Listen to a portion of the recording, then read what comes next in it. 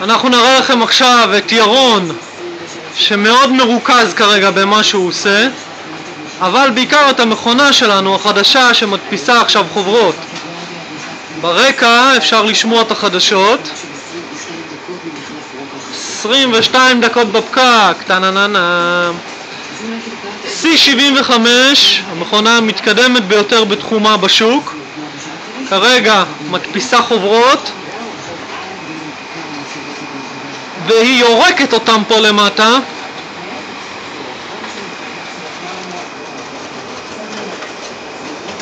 הנה החוברת יוצאת, הופה, ומה שיוצא זה מוצר מוגמר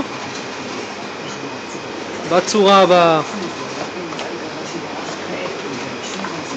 ממש חוברת גמורה, מקופלת, מהודקת, אין כמו במבה.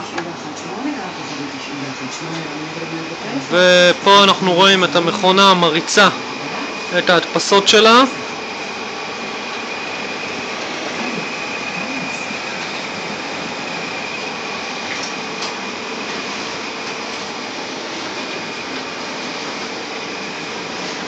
יפה מאוד.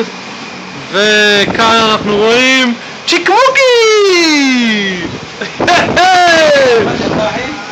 יאללה ביי.